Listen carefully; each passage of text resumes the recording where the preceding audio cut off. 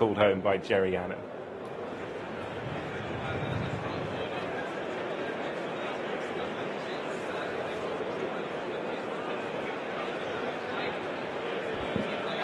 The flags go up.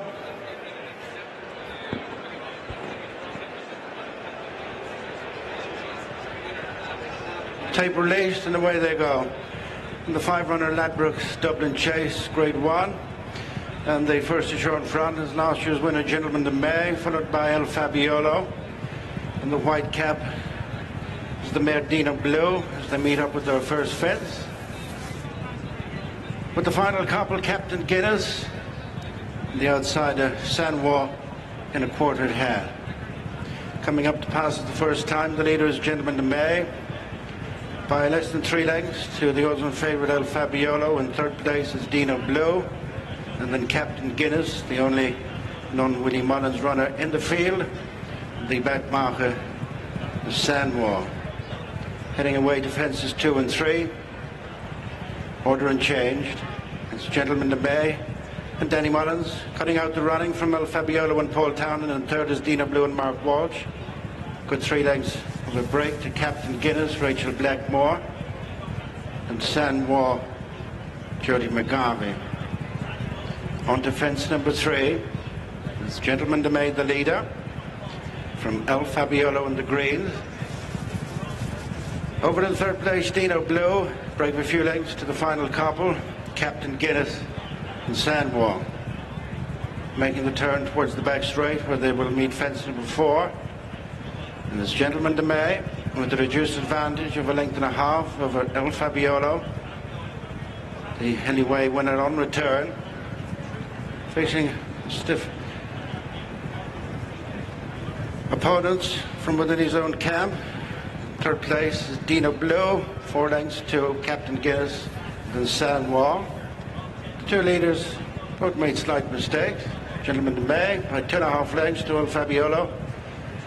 In third place is Dino Blue, 4 lengths back to Captain Guinness, and finally Sanwa. On to the next fence in the back straight.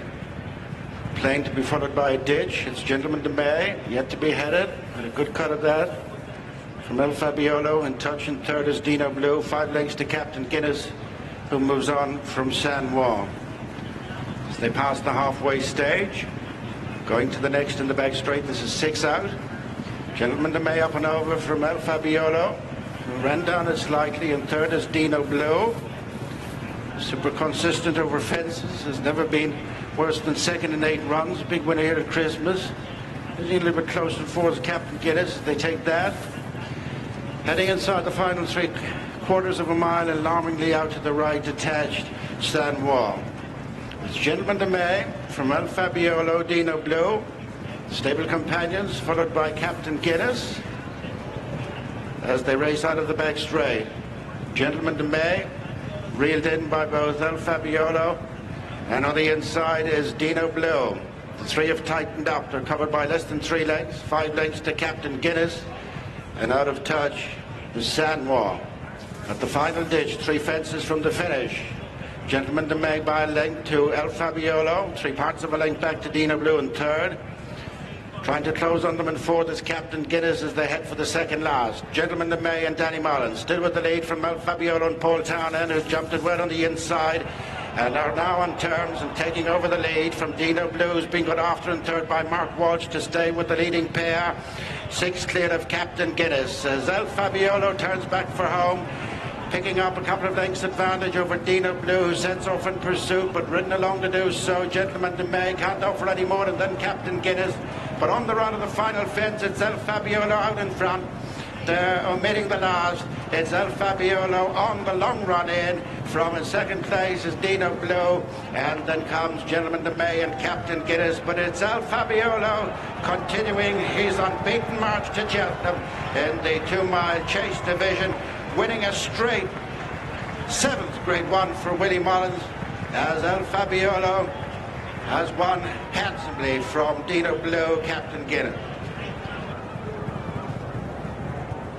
Well, we know he's an incredibly talented racehorse. I don't think we learnt an awful lot about El Fabiolo there, other than he's the one they've all got to beat in the champion chase. Yeah, nothing more than we already knew going in, that he's in good health, he's in good order with himself, and again, it was just another typical display of absolute prominence from him. It's amazing to think this time last year, going into the Irish Arkle, that Paul chose Appreciate It over him. It's just amazing how things happen in the space of a year, and again, he was imperious today, and he's going to be long odds on for the Queen Mother Champion Chase. And John Bond's going to really have to buck up his ideas, chappers, if he's to serve it up to him at Cheltenham. It seems a long time ago that John Bond got the better of El Fabiolo at Aintree by a neck. It's hard to see that happening at the moment, because this horse is just, I know he can take a bit of tug or whatever, but he's much less complicated, I think, than John Bond.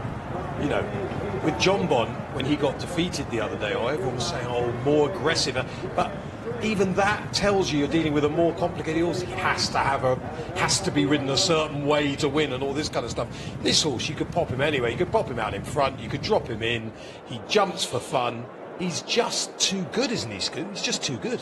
Yeah, he certainly seems that way at the moment. But again, they're contrasting individuals. John Bond would be far more exuberant at his fences than El Fabiolo. Again, he looked to me, John Bond would be too straight back. When he gets in close